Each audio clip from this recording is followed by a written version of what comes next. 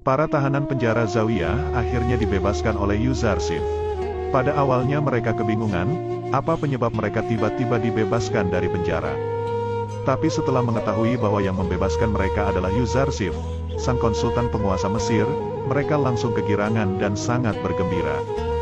Begitupun dengan para wanita yang dibebaskan, Zulaikha merasa terkejut karena mengetahui Yuzarsif menjadi orang terdekat Amunhotep. Ia juga mengungkapkan, jika Amunhotep pun sangat tertarik kepada Yuzarsif. Dan pada akhir nanti Zulaikha berpikir, bahwa akan banyak lagi orang yang akan tertarik kepadanya.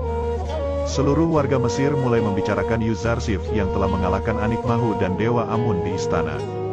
Mereka juga sempat membahas takwil mimpi Yuzarsif, yang akan menimpa negeri mereka. Zulaikha yang ingin berbuat seperti Yuzarsif, yaitu membebaskan para tahanan. Dia memutuskan untuk memerdekakan Mimi Sabu, agar dia selalu berada di sampingnya. Sementara itu, ahli mimpi yang kemarin dibawa oleh Padiamun, terlihat ditemukan tewas di pinggir sungai Nil. Hal ini membuat Padiamun yang merasa sangat kecewa dengan Nini Ferkip, yang sekarang bekerja untuk kuil Amun.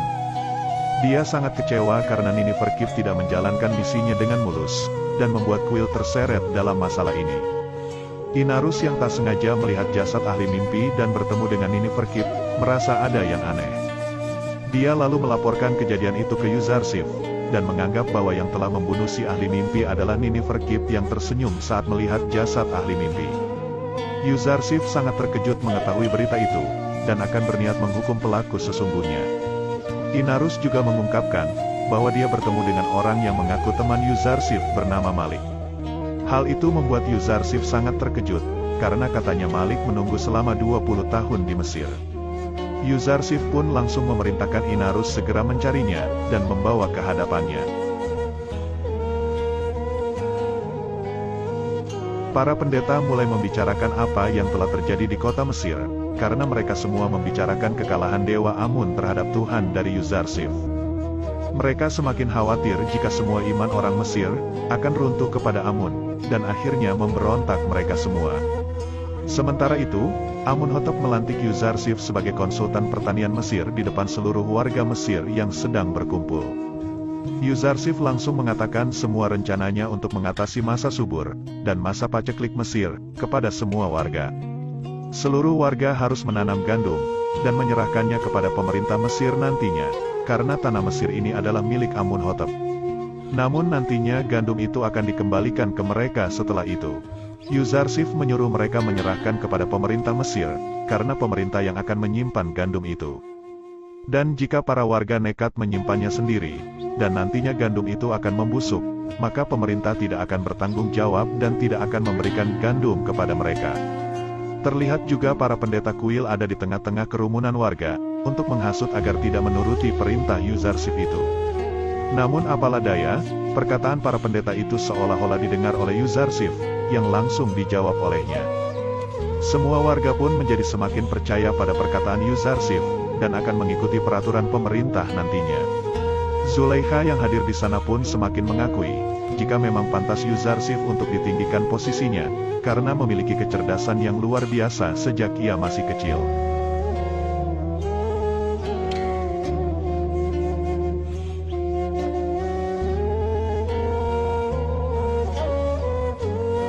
Para pendeta lalu mengungkapkan pengumuman tadi kepada Anikmahu.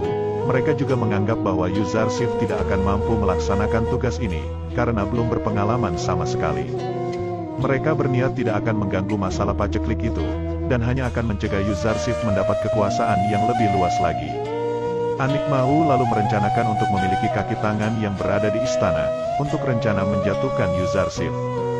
Yang pertama dia menginginkan Huramhuf, dan yang kedua adalah Ibu Suri.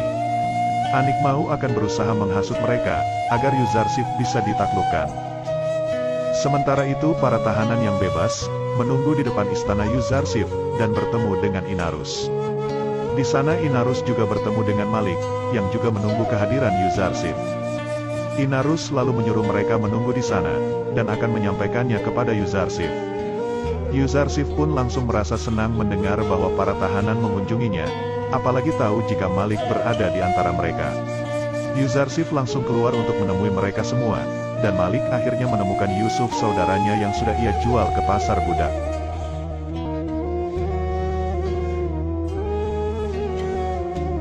Malik merasa sangat bersalah, karena telah menjual utusan Allah di pasar budak saat itu.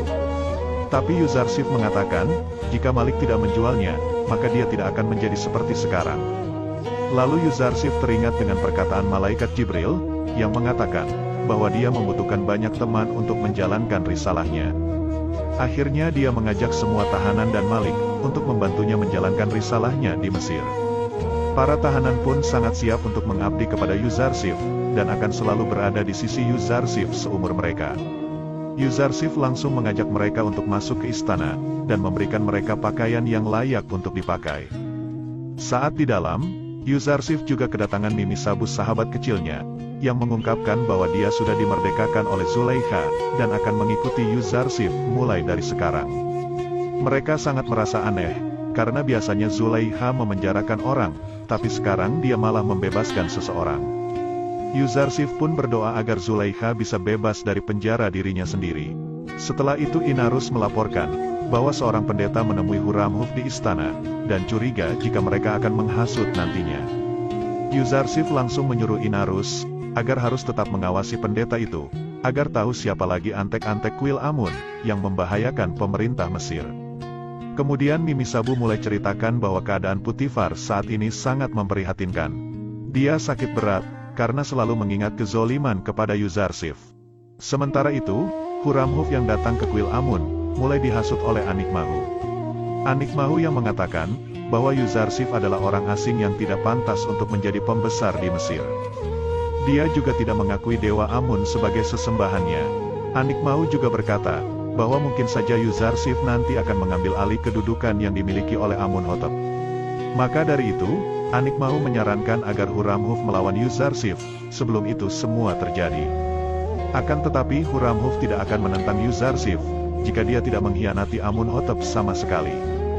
Karena Huramhuf sangat setia terhadap Amunhotep dan akan mengikuti semua perintahnya. Sementara itu, Putifar yang sedang sakit-sakitan, merasa bahwa yang bisa menenangkannya saat ini hanyalah Yuzarsif, tapi sayangnya dia telah kehilangan Yuzarsif, gara-gara ulah dari Zulaikha. Inarus kembali mempergoki pendeta kuil yang menuju ke ruangan Ibu Suri. Lalu Inarus berpikir bahwa Ibu Suri pasti akan dihasut oleh kuil Amun, dan akan berusaha melengsarkan Yuzarsif dari posisi saat ini. Karena Yuzarsif tahu, jika kuil tidak menyukai Yuzarsif ikut campur dalam urusan pemerintah Mesir.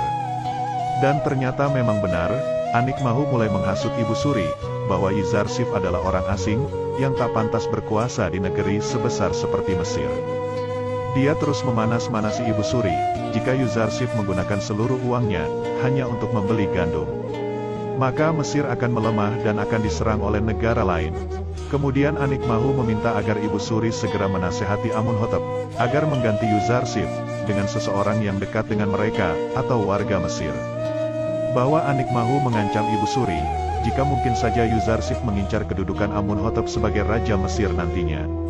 Setelah itu, Ibu Suri pun menuju istana Amunhotep, untuk menyampaikan apa yang telah dirisaukan oleh Anikmahu tadi. Sebelum itu, ternyata pelayan Ibu Suri, menceritakan semuanya kepada Inarus sebelum masuk ke istana. Saat Ibu Suri menceritakan semuanya kepada Amunhotep, Amunhotep sama sekali tidak menghiraukan perkataannya itu, karena masih teringat dengan perkataan ayahnya. Jika ibunya tidak boleh ikut campur dalam urusan pemerintahan. Dan Amunhotep juga berpikir, jika para pendeta lah dalang di balik Ibu Suri berkata seperti itu kepadanya.